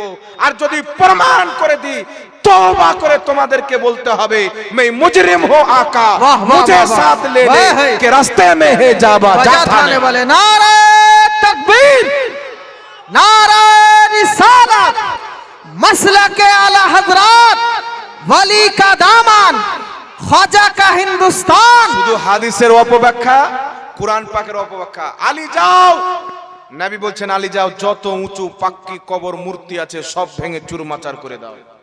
এই হাদিস পেশ করা হলো আরবের মাটিতে 700, 800 বছর, 900 বছর, 1000 বছর পর্যন্ত সাহাবায়ে কেরামের কবরের উপরে গুম্বাদ তৈরি করা ছিল। এরা কত বড় মিথ্যুকার মুনাফিক! মানুষকে বলতে চায় যে মক্কা মদিনাতে মাজার কেন নাই? হাজারো বছর মক্কা মদিনাতে মাজার ছিল। আমেরিকার দালালরা যখন আসলো এই হাদিস উপস্থাপন করলো, নবী বলেছেন আলী যাও, যত উঁচু পাক্কি মূর্তিওয়ালা কবর আছে সব ভেঙে দাও। তখন তারা সাহাবায়ে কেরামের মাজারকে ভেঙে দিল। আর ভাঙার কিছু বছর পর বলছে মক্কা মদিনাতে মাজার নাই। ওর মতন মিথ্যু কুত্তা কেউ আছে বলেন? দাড়িওয়ালা শয়তান যখন স্টেজে বসে মিথ্যা বলবে, ও দাড়িওয়ালা মৌলবি নয়, ও হচ্ছে শয়তান। কোন লা মাযহাবি মাথায় কোরআন রেখে বলুক যে মক্কা মদিনাতে মাজার ছিল না, আর আমি কোরআন নিয়ে বলছি মাথার উপরে যে মক্কা মদিনাতে ওয়াহাবিদের হুকুমত আসার পূর্বে যুগ যুগ থেকে সাহাবায়ে কেরামের উপরে মাজারের উপরে গুম্বাদ তৈরি করা ছিল। মুসলমান চাদর চাপানো হতো, কারণ মুসলিম শরীফের মধ্যে হাদিস সাহাবায়ে কেরাম আল্লাহর নবীর কবরে লাল রঙের চাদর দিয়েছিলেন। তাই ইমাম ইবনে আবেদিন শামী ফাতাওয়া শামীর মধ্যে লিখছেন আল্লাহর নেক বান্দাদের উপরে একটি চাদর দেওয়া ইসলামে জায়েজ, আমরুন জায়েজুন, এই কর্মটা বৈধ। বলেন সুবহানাল্লাহ। আর তারা এগুলো মিটিয়ে শয়তানের দ্বীনকে প্রচার করে। শুনেন, হযরতে আলীকে নবী পাক বললেন যাও, যত উঁচু মূর্তিওয়ালা কবর আছে সব ভেঙে দাও। লা মাযহাবি বলতে চাই আমরা সালাফকে মানি, মুহাদ্দিসদের মতো করে হাদিস বুঝতে হবে। আমি চ্যালেঞ্জ দিয়ে বলতে চাই, আজ পর্যন্ত কোন লা মাযহাবি যদি মায়ের দুধ পান করে থাকে, বুকে দম থাকে, একটা হাদিস দেখাক যে কোন সাহাবী, কোন একজন সাহাবীর কবর ভেঙেছে। একটা দলিল যদি দিতে পারে তাকে 10 লক্ষ টাকা আহলে সুন্নাত ওয়াল জামাতের পক্ষ থেকে পুরস্কার দেওয়া হবে মুসলমান। একটা হাদিস। কারণ সাহাবা কোন সাহাবীর মাজার ভাঙেননি, সাহাবা ভেঙেছিলেন ইহুদির মাজার, সাহাবা ভেঙেছিলেন মূর্তি পূজকের মাজার, সাহাবা ভেঙেছিলেন মুশরিকদের মাজার। যেই জান্নাতুল বাকি পৃথিবীর শ্রেষ্ঠ কবরস্থান, ওই জান্নাতুল বাকিতে সর্বপ্রথম সাহাবীকে আমার নবী দাফন করলেন, যিনার নাম হলো উসমান বিন মাসউদ রাদিয়াল্লাহু তাআলা আনহু। তিনাকে দাফন করার পর আল্লাহর নবী একটা বড় পাথর এনে তিনার কবরের সাইডে গেড়ে সেই কবরের চিহ্ন বানালেন। আল্লাহর নবী পূর্বে বলছেন যত উঁচু পাক্কি মূর্তিওয়ালা কবর আছে ভেঙে দাও, আর আল্লাহর নবী সর্বপ্রথম কবর জান্নাতুল বাকিতে উসমান বিন মাসউদের কবরে পাথর গেড়ে চিহ্ন কায়েম করছেন। কি বোঝা গেল? পূর্বে যত কবর ছিল সমস্ত কবর মুশরিকদের ছিল, অগ্নি পূজকদের ছিল, মূর্তি পূজকদের ছিল। আল্লাহর নবী বললেন এই জমিনে মূর্তি পূজকদের কবর ভেঙে মাটির সাথে মিশিয়ে দিতে হবে। আর যদি উসমান বিন মাসউদের মতো মুস্তাফার গোলাম ইন্তিকাল করে, তার কবরের উপরে গুম্বাদ তৈরি করে কিয়ামত পর্যন্ত তার কবরের নিশান রাখতে হবে। নারায়ে তাকবীর, নারায়ে তাকবীর, নারে রিসালাত, মাসলাকে আলা হযরত মুনাজির আহলে সুন্নাত মুফতি জাহাঙ্গীর হোসেন আলম। নবীর একটা হাদিস পড়ে, যেইগুলো হাদিস বুখারী শরীফের মধ্যে হাদিস, ইবনে আব্বাস বর্ণনা করেন রাসূল পাক বলেছেন খারজি মাখলুকের মধ্যে, আল্লাহর সৃষ্টির মধ্যে সবচাইতে নিকৃষ্ট সৃষ্টি আল্লাহর হচ্ছে খারজি। কারা? খারজি। রাসূল পাক বলছেন খারজি এমন একটা নিকৃষ্ট ফিরকা যেইগুলো আয়াত মুশরিকদের প্রতি অবতীর্ণ হয়েছে, সেই আয়াতগুলিকে তারা ফিট করবে আউলিয়া আম্বিয়ার উপরে। যেইগুলো আয়াত কাফিরদের জন্য, যেইগুলো হাদিস নবী কাফিরদের জন্য বলেছেন, সেইগুলোকে মুসলমানের উপরে ফিট করবে। আমি চ্যালেঞ্জ করতে চাই, হযরতে আলীর হাদিস নবী বলছেন যাও যত উঁচু কবর আছে ভেঙে দাও। আপনারা বলেন তো হযরতে আলীর হাদিস মুহাদ্দিস ছাড়া অন্য কেউ বেশি বুঝে? বিমল দাসের বেটা বুঝে? বাংলাদেশের কাজ্জাব খাজ্জাব মাজ্জাব বুঝে? মুহাদ্দিস কি লেকচার শুনেন? উঠান বুখারী শরীফের সর্বশ্রেষ্ঠ সারা লামাযহাবিরা কিতাবটি ছাপায়, দেওবন্দিরা কিতাবটি ছাপায়, সকলের গ্রহণযোগ্য কিতাব ফাতহুল বারী সারা সহিহুল বুখারী। এই কিতাবের মধ্যে ইমাম ইবনে হাজার আসকালানী বলছেন আল্লাহর নবী যেই কবর ভাঙতে বলেছিলেন ওইগুলো মুসলমানের কবর ছিল না, কাফিরদের কবর ছিল, মুশরিকদের কবর ছিল, ইহুদিদের কবর ছিল। এই হাদিস নিয়ে মুসলমানদের যারা কবর ভাঙবে তারা মুসলমানকে কষ্ট দিল। তো বোঝা গেল নবী কাফিরদের কবর ভাঙতে বলেছেন, মুসলমানদের কবর তৈরি করতে বলেছেন। সুবহানাল্লাহ। এই ব্যাখ্যাটা কে করেছেন বাবা? ইমাম ইবনে হাজার আসকালানী। উনাকে সবাই মানে, কিন্তু একটা কোন মুহাদ্দিস কোন লামাযহাবী দেখায় যদি বাবার সন্তান হয়ে থাকে আর মুনাফিক যদি না থাকে, একজন মুহাদ্দিস দেখাক যে এই হাদিস নিয়ে কোন মুসলমানের কবর 1450 বছরের মধ্যে কোন একজন কেউ ভেঙেছে। জান্নাতুল বাকিতে 100 বছর পূর্বে গুম্বাদ তৈরি করা ছিল কবরের উপরে। জান্নাতুল মুআল্লাতে, জান্নাতুল বাকিতে 200 বছর পূর্বে মাজার ছিল, 300 বছর পূর্বে মাজার ছিল, 400 বছর পূর্বে মাজার ছিল, 500 বছর পূর্বে মাজার ছিল, 600 বছর পূর্বে মাজার ছিল, 700 বছর পূর্বে জান্নাতুল বাকিতে, জান্নাতুল মুআল্লাতে মাজার তৈরি করা ছিল, গুম্বাদ বানানো ছিল। এই 600 700 বছর 800 বছর কত বড় বড় মুহাদ্দিস মক্কাতে জন্মগ্রহণ করেছেন, কত বড় বড় ইমাম মদিনাতে জন্মগ্রহণ করেছেন, বিখ্যাত ফকিহগণ মক্কা মদিনাতে জন্মগ্রহণ করেছেন। সারা পৃথিবীর ফকি, সারা পৃথিবীর মুহাদ্দিস হজ করতে মক্কা মদিনা গিয়েছেন, তারা কেউ বলেননি মক্কাতে মাজার তৈরি করা আছে ভেঙে দিতে হবে, মদিনাতে তৈরি করা আছে ভেঙে দিতে হবে। কারণ প্রত্যেক মুহাদ্দিস, প্রত্যেক ফুকাহায়ে কেরামের এটাই মাসলা, আল্লাহর ওলিদের কবরের উপরে গুম্বাদ বানানো ইসলামে জায়েজ আছে। জোরে বলতে হবে সুবহান। बेशक हक है सुभान আর अल्लाह প্রত্যেক মুহাদ্দিসের ব্যাখ্যা হলো নবী যেই কবর ভাঙতে বলেছিলেন ওই কবর কোনো মুসলমানের ছিল না, মুশরিকদের ছিল। কাদের ছিল বাবা? তো নবী মুশরিকের কবর ভাঙতে বলেছেন। সাহাবায়ে কেরামের কবরকে নবী পাক চিহ্ন দিয়েছেন পাথর দিয়ে। কথা বুঝতে পারছেন? সুনানুল কুবরা লিল বাইহাকির মধ্যে হাদিস, রাসূলে পাকের সাহাবী বলছেন আল্লাহর নবীর কবর যেমন উটের কোহান, উটের পিঠের উপর একটা চূড়া থাকে না বাবা, কি বলেন আপনারা ওটাকে? চূড়া বলেন তো নাকি? উটের পিঠের উপরে দেখবেন একটা চূড়া উঁচু হয়ে থাকে। সাহাবা বলছেন আল্লাহর নবীর কবর উটের চূড়ার মতন অনেক উঁচু ছিল। জোরে বলতে হবে সুবহানাল্লাহ। নবীর কবর কে বানিয়েছিলেন? কোন কাফির? কোন মুসলমান? সাহাবায়ে কেরাম বানিয়েছিলেন। আর নবী মুস্তাফার কবর ছিল উঁচু। তো বুঝা গেল মুসলমানদের কবর উঁচু হলে কোনো সমস্যা নাই। নবী যেই কবর ভাঙতে বলেছিলেন মুশরিকদের কবর ভাঙতে বলেছিলেন। এটা আমার ব্যক্তিগত ফতোয়া নয়। ইমাম ইবনে হাজার আসকালানী বুখারী শরীফের সারা ফাতহুল বারির মধ্যে উল্লেখ করেছেন। আমি যেমন একটা নির্ভরযোগ্য কিতাবের রেফারেন্স দিলাম, যদি কোনো আহলে হাদিস থাকে, বিমল দাসের বেটা হোক বা তার 14 গোষ্ঠী হোক, একটা মুহাদ্দিসের দলিল দেখাক যে তিনারা বলেছেন আল্লাহওয়ালার মাজার ভাঙতে হবে, একটা যদি দেখাইতে পারে 10 লক্ষ টাকা তাকে পুরস্কার দেওয়া। সুবহানাল্লাহ হবে না? একটু জোরে বলেন না সুবহানাল্লাহ। তো হিম্মত থাকলে দেখা।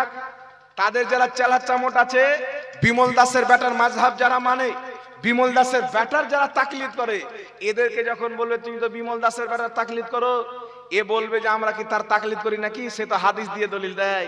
মানে বিমল দাসের ব্যাটা হাদিস দিয়ে দলিল দিয়েছে, আর ইমামে আজম আবু হানিফা সমুদ্রের পানি দিয়ে দলিল দিয়েছে নাকি? কোথায় 5 লক্ষ হাদিস জাননেওয়ালা, আর কোথায় গাঁজা খেতে খেতে দেখছে ধর্ম ব্যবসা খুব বেশি চলে। জাকির নায়েক সাহেব দেখলেন যে ডক্টরি করে দিনে যদি আমি 20,000 টাকা ইনকাম করি, ধর্মর ব্যবসা যদি চালু করি, তাহলে সৌদি আরব থেকে কোটি কোটি টাকা জাকাতি পেয়ে যাবো। তখন একটা চটি ইংরেজি অনুবাদ কোরআন পাক কিনলো, আর সেই কোরআন পাক পড়তে আরম্ভ করলো। আর নাসিরউদ্দিন আলবানীর সিলসিলায়ে আহাদিসে সহিহার জয়ীফা, এই 3-4টা বই কিনলো। হিন্দু ভাইদের কিছু কিতাব কিনলো, তারপরে আপনার খ্রিস্টানদের ইহুদিদের কিতাব বাইবেল টাইবেল এগুলো কিনলো।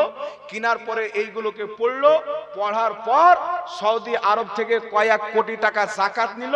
যাকাত নেওয়ার পর কয়েকটি লোককে ফিট করলো, সবাইকে 2টা করে প্রশ্ন দিল। কটা করে? 2টা 3টা একটা প্রশ্ন দিল। এ হযরত, এই প্রশ্নটা আপনি 15 দিন পর ওখানে জালসা হবে, এই প্রশ্নটা আপনি করবেন। উনাকে দিয়ে দিলে এই প্রশ্নটা আপনি করবেন, উনাকে দিয়ে দিলে এই প্রশ্নটা আপনি করবেন। আর যারা আসবে ভিআইপি বিরিয়ানি টিরিয়ানি খাওয়াবে, লোক যেন লোড লেগে যায়। এমবিবিএস ডক্টর ছিল, লোকের সাথে পরিচিত ছিল, লোককে জামা করলো। 15 দিনের প্রশ্ন দিয়ে দিয়েছেন 5 জনকে, একটা করে 5টা প্রশ্ন। টাইম হলো 15 দিন। তো আয়াত নাম্বার কোন কথা রে, আয়াতে কয়টা অক্ষর আছে ওটাও মুখস্থ করা যাবে। কথা বুঝতে পারেননি? জি, আমি আপনাকে 15 দিন পূর্বে লিখে দিলাম এই প্রশ্ন করবে। ওর মজলিসে গিয়ে জাহাঙ্গীর মৌলভী মাইক পাবে না, মাওলানা সাগির আহমদ সাহেব মাইক পাবেন না, এখানকার হুজুররা বসে আছেন ইনারা মাইক পাবেন না। ওর মঞ্চে যাকে প্রশ্ন লিখে দেওয়া হয়েছে সেই ব্যক্তি মাইক পাবে, তাছাড়া কেউ পাবে না। আপনি চান্সই পাবেন না। আপনি যদি ঢুকতে পান তো সবারই পিছে থাকবেন, আপনার কোনো সুযোগ নাই। কারণ আপনি এমন প্রশ্ন করে নেবেন বেটা জানে না। আর 5টা লোককে ফিট করে দিল, 15 দিন পর প্রশ্ন দিয়ে দিল। যেই প্রশ্ন দিয়েছেন ওই প্রশ্ন প্রসঙ্গে যে আয়াত আছেন, সূরা নাম্বার, আয়াত নাম্বার, পেজ নাম্বার সব মুখস্থ করে নিল। এরকম কয়েকটা মাহফিল করে ধারাধার মোতালা করে 2-1টি আয়াত নাম্বার ঝেড়ে দিল। আর লামাযহাবি মনে করছে এ একবারে নবীর চাইতেও বড়। নাউজুবিল্লাহ বলবেন না? মাজার বলছে না হযরত, এরা নবীর চাইতে বড় কেমন করে মনে করে? কিছু কিছু বৈশিষ্ট্য জাকির নায়েকের তারা এমন মানে নবীর চাইতেও বেশি। কারণ এদের মৌলবি বাংলাদেশে একটা আছে দাড়ি এবং টুপিওয়ালা ইবলিস, মুজাফফর বিন মুহসিন, নাম শুনেছেন? লাস্টে তওবা করে নেব, নামটা নিলাম তো। এ শয়তান বলছে যে আল্লাহর নবী সাল্লাল্লাহু আলাইহি সাল্লাম ভুল করেছেন। আর আমি যদি এখন বলে দিই যে জাকির নায়েক ভুল করেছে, আর ভুলগুলো ধরিয়ে দিচ্ছি। ডক্টর জাকির নায়েক লেকচার সমগ্র এই কিতাবের মধ্যে লিখেছে 4 জন মহিলা ইসলামের নবী এসেছেন, 4 জন মহিলা, আসিয়া, মারিয়াম, খাদিজা, ফাতেমা। আমি আপনাকে রেফারেন্সটি দিয়ে বলছি, একটু ধৈর্য ধরেন। কিতাব আছে আমার কাছে, তার ফটো তুলে নিয়ে এসেছি আমি। এই দেখেন, 1 মিনিট দাঁড়ান আপনারা। কিতাবটার নাম হচ্ছে ডক্টর জাকির নায়েক সমগ্র। দেখতে পাচ্ছেন? দেখতে পাচ্ছেন তো? ফটো তোলা আছে, একটা দেখলেন, দেখতে পাচ্ছেন? এবার এই কিতাবের মধ্যে হুজুর সাহেব লিখছেন কি দেখেন। বিনা পড়ালেখা হুজুর মাদ্রাসায় পড়েনি, হুট করে দেখছে ধর্ম ব্যবসা চলছে বেশি। সৌদি আরব তো যাকাত অনেক বের করে, পেট্রোলের টাকা, ছাগলের ব্যবসার টাকা, সোনার টাকা।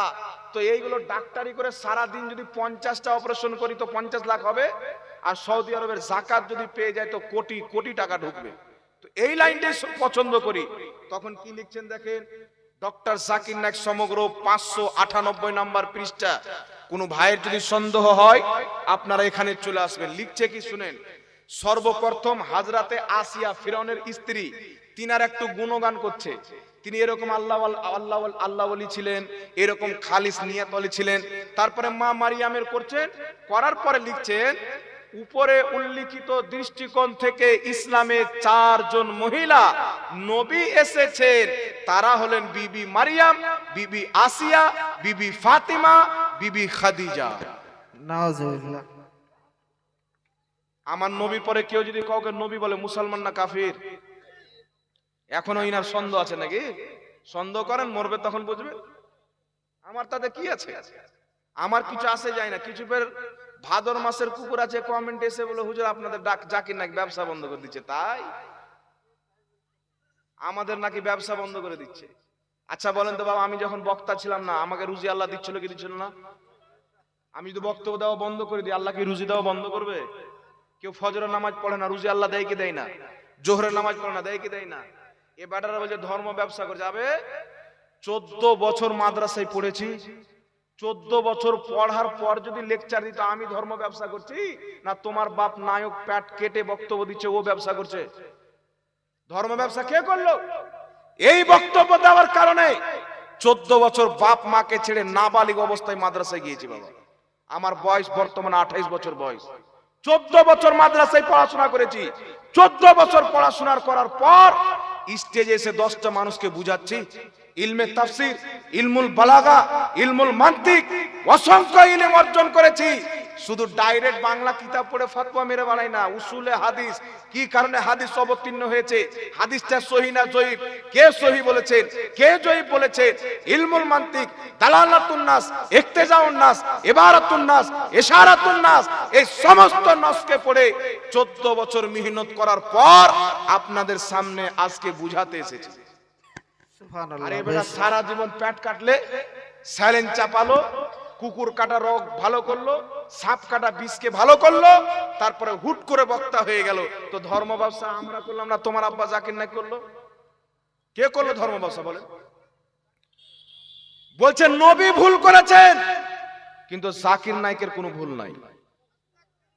তাহলে বলেন তো, জাকির নায়েককে বড় মানলো না নবীকে বড় মানলো? একটু জোরে বলেন। আমার আলা হযরত শুধু বলেছিলেন সবসে আওলা ও আলা হামারা নবী, বাহ, বেশক। সবসে বালা ও আলা হামারা নবী। জি জি। আলা হযরত বলেছিলেন সবার চাইতে আলা হচ্ছেন আমাদের নবী, মানে আল্লাহর সৃষ্টিতে সবার চাইতে আলা। এবারটারা বলছে আল্লাহ চাইতে আলা বলে দিলেন। আমি যদি বলি এখানে যত মাওলানা সাহেব আছেন সব চাইতে বড় আলিম হচ্ছে আমার বড় ভাই মনসুর, মাওলানা মনসুর আলী আমার বড় ভাই। তো আপনারা বলেন তো আল্লাহ বড় না ছোট?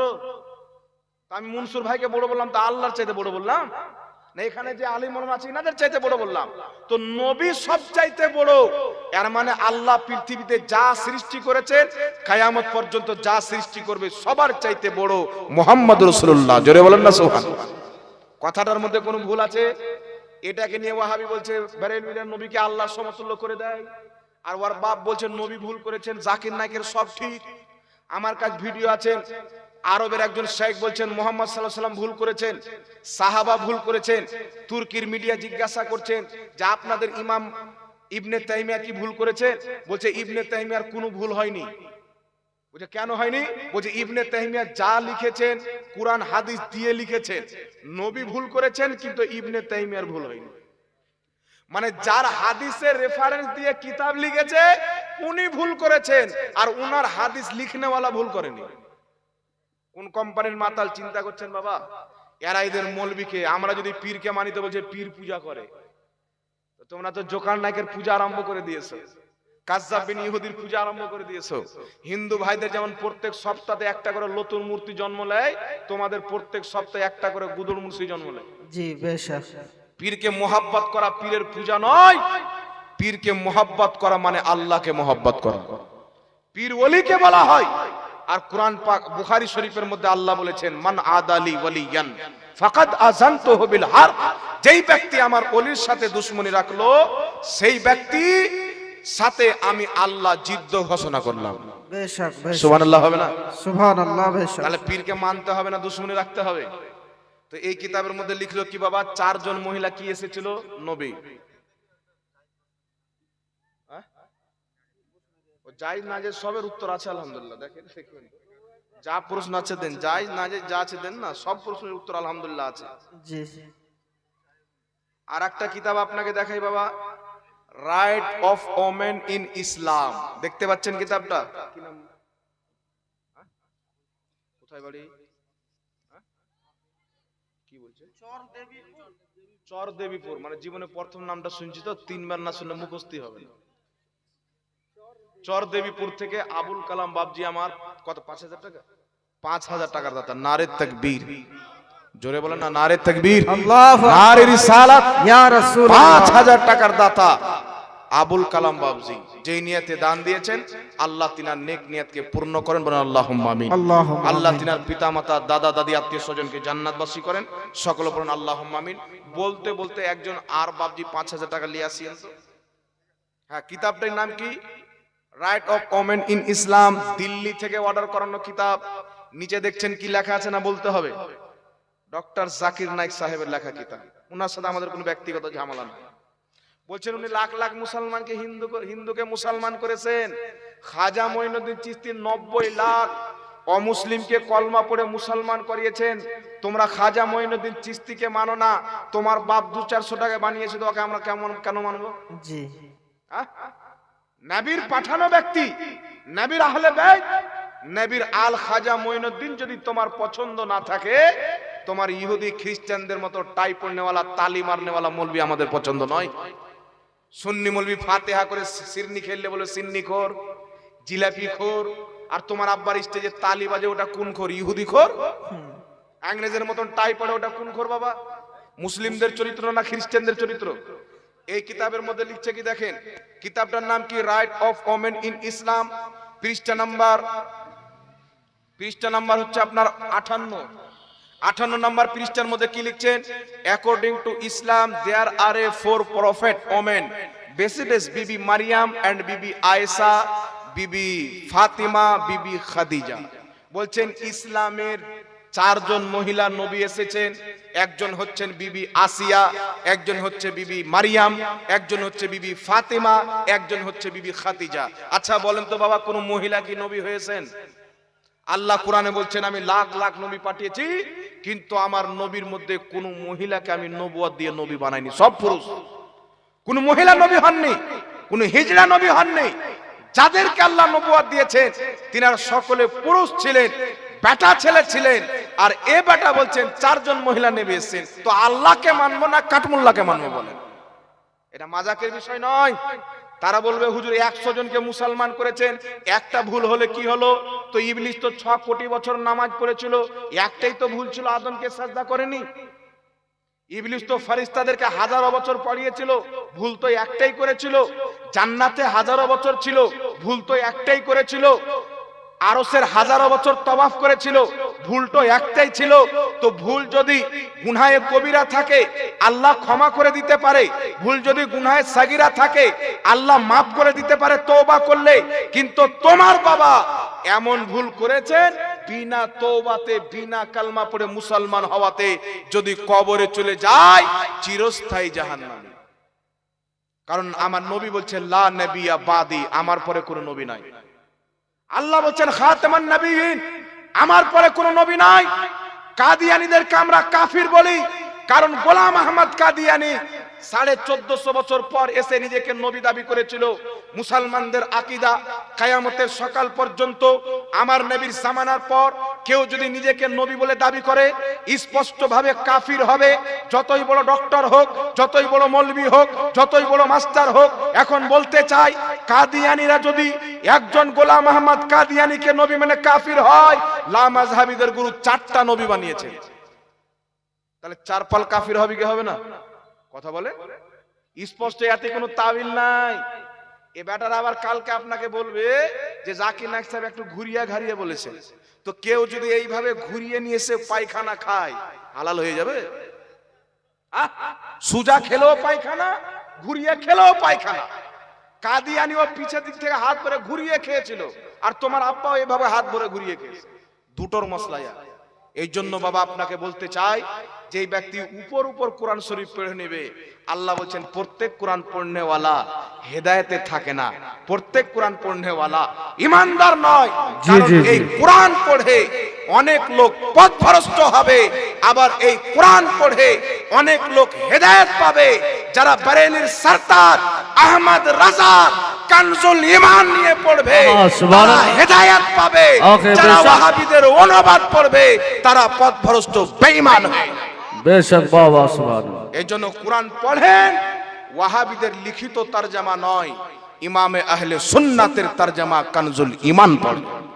যারা তরজমাতে নবীকে পথভ্রষ্ট লিখেছেন, নবী পাককে আপনার লিখতে পড়তে জানতো না লিখেছেন, আল্লাহ পাকের তাওহীন করেছেন, নবী পাকের গুনাহ কোরআন পাকের অনুবাদ করতে গিয়ে লিখেছেন, তাদের তরজমা যদি পড়েন আপনি পথভ্রষ্ট হবেন। আর ইমামে আহলে সুন্নাত আলা হযরতের তরজমা কানজুল ঈমান যদি পড়েন, আল্লাহর কসম খেয়ে বলি আপনি হেদায়েতে থাকবেন। জোরে বলুন সুবহানাল্লাহ। এটা শুধু আমার বক্তব্য নয়, আমাদের ইমামে আহলে সুন্নাতের তরজমা কানজুল ঈমান বিশ্বের সবচাইতে বড় মাদ্রাসা জামে আজহার ইউনিভার্সিটি, সেখানে কানজুল ঈমান পেশ করা হলো। মিশরের বড় বড় শায়েখরা বলেছিল, কোরআন যদি আরবি ভাষাতে অবতীর্ণ না হয়ে উর্দু ভাষাতে অবতীর্ণ হতো, বরেলির মাওলানা আহমদ রাজা খার কানজুল ঈমান হতো। জোরে বল সুবহানাল্লাহ সুবহানাল্লাহ। এত হুবহু তরজমা করেছে, না খোদার শানে বেয়াদবি, না নবীর শানে বেয়াদবি। যেটা খোদার শান ছিল সেটাকে খোদার শান লিখেছেন, যেটা নবীর শান ছিল সেটা নবীর শানের লিহাজ করেছেন। বল সুবহানাল্লাহ। এই জন্য বিরাদর ইসলাম একটা কথা মনে রাখবেন, তারা বিদাত বিদাত বলে চিল্লায়। বুখারী শরীফের হাদিস দলিল দেয় কি জানেন? বুখারী শরীফের হাদিস মা আয়েশা বলছেন, যেই রাসূল পাক বলেছেন যেই আমল আমার থেকে প্রমাণিত নাই, রাসূল বলছেন ওই আমল পরিত্যাগ করতে হবে, বাতিল।